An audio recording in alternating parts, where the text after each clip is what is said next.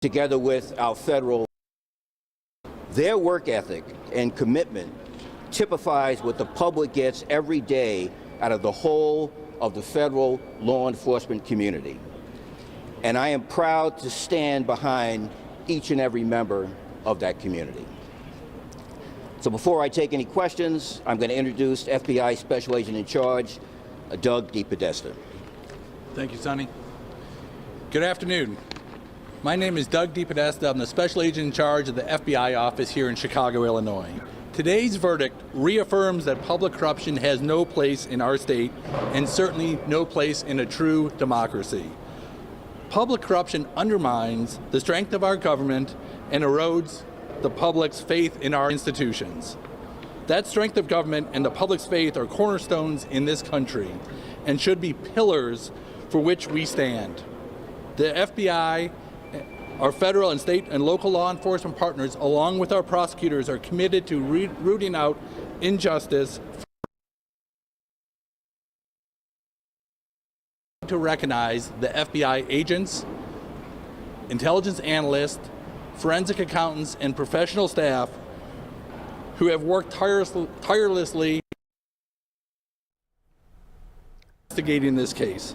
They each remain nonpartisan, diligent, and focused on following the facts wherever they may lead. And we as an organization continue to conduct investigations by doing the right thing the right way each time. I would like to also acknowledge the dedicated United States attorneys in this case, and obviously the IRS as well. The FBI will remain vigilant and continue to ensure the public receives the fair and honest government to which they are entitled. Thank you. Next, we'll hear from IRS Acting Special Agent in Charge, Ramsey Covington.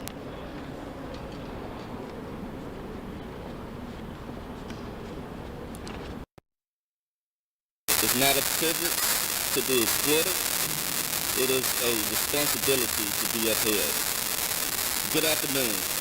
I'm Ramsey Covington, Acting Special Agent. All right, we're having a little bit of audio issues with this press conference this afternoon. But again, you're watching our live coverage, our continuing live coverage of this breaking news today. A verdict reached in the federal corruption trial involving Michael Madigan. I want to bring in Jim Durkin right now, sitting next to me. A lot was talked about with public corruption of case, the focus of this case.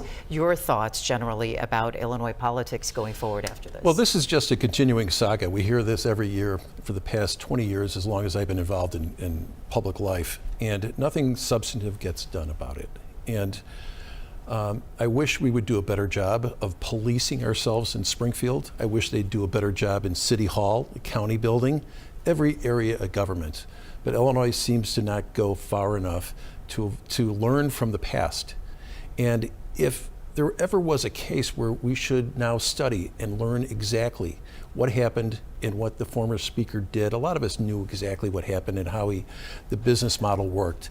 But really look into it and learn from it, and put a pen to paper, and come up with legislative solutions. And you know, this is what we do in Springfield. Jim, we need to do more. I'm going to let everybody know that we will continue our coverage on stream and hop out off of ABC7 right now. You have been watching our breaking news coverage of this verdict return in the Michael Madigan trial. Much more this afternoon on Eyewitness News at 4 o'clock.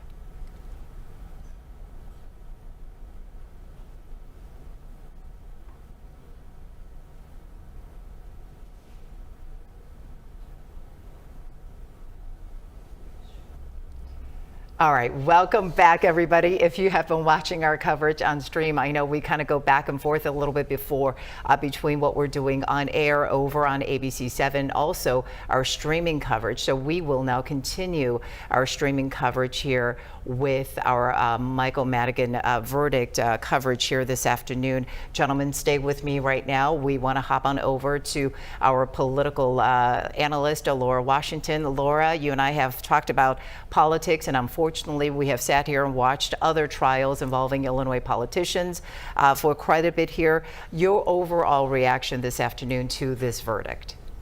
Well, as you point out, Judy, Illinois is no stranger to corruption. In fact, several studies have been done over the years to show that Illinois is the most corrupt state in terms of politics in the nation. It remains that way. So the big question today is, will this change anything? As Jim Durkin has pointed out, our ethics laws are not strong, and they have not been strong for a long time, even though there have been many, many calls to strengthen them to prevent this kind of pay-to-play environment.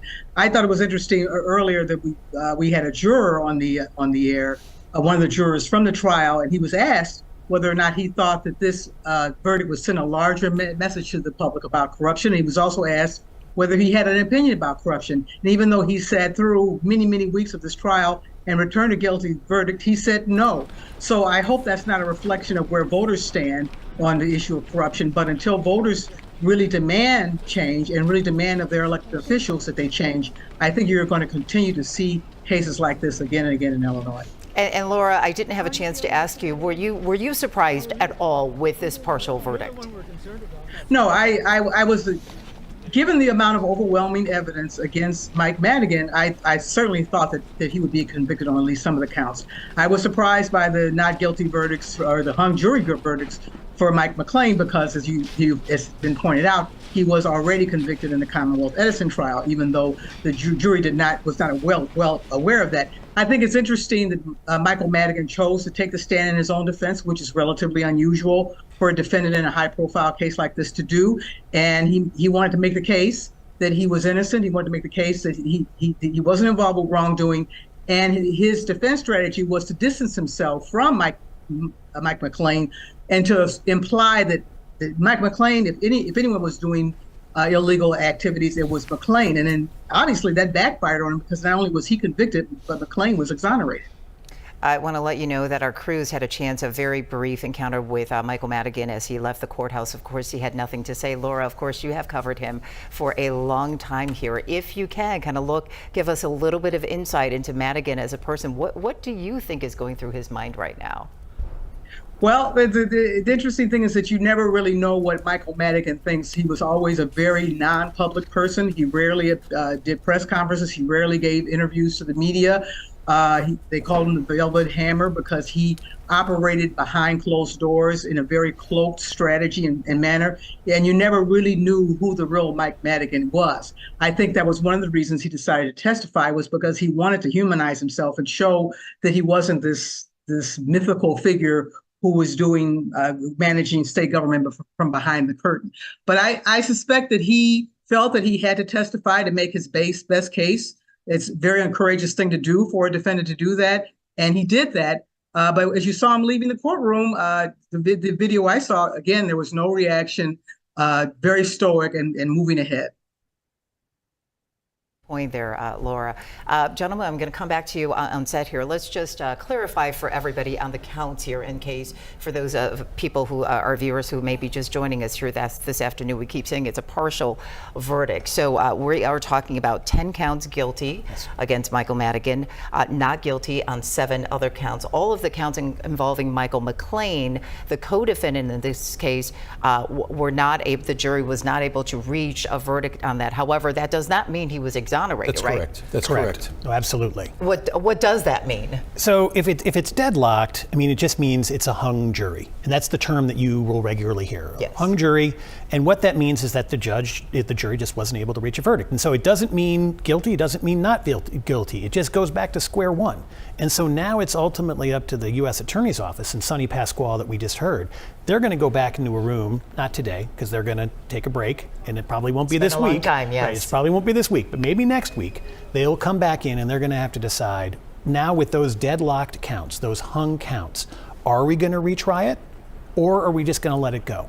And it's going to be an interesting decision, because certainly when you think about count 1 and retrying count 1, that very complicated it's the whole case. Charge. Yeah. It's the whole case. And so are they really going to want to rack up another jury for 4 months to do this all over again?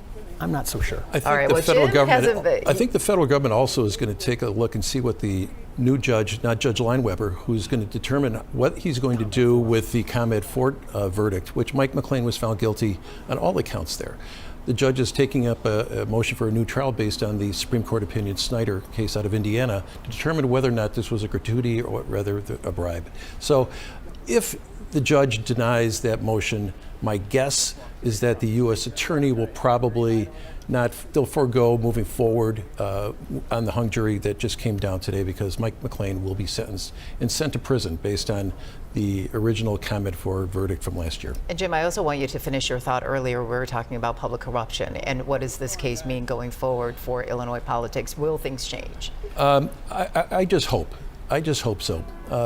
People down there are smart. The leaders of the chambers are bright individuals. They're lawyers, but the fact is, learn from the past. And if we don't learn from the past, we're going to, what's that expression? We're going to continue it. It'll continue to go on. So I hope everybody realizes this is a very strong message that has been sent out to Illinois citizens, Illinois taxpayers who do want honest government. And this is a reflection of bad business and bad behavior in Springfield. We don't go down to Springfield to cut deals like Mike Madigan or other people who've gotten into trouble. We're down there to fix problems, not to create more problems, and that's what's happened. So I think enough is enough over these, I would say, empty promises that have come from different working groups, commissions that have been created after other previous convictions in Illinois. This is the time to really sit down and study this and determine what is the best way moving forward to avoid this. They have to do this. And I wouldn't ask the city of Chicago to do the same. You have aldermen that are constantly getting picked up for zoning issues and taking bribes from developers.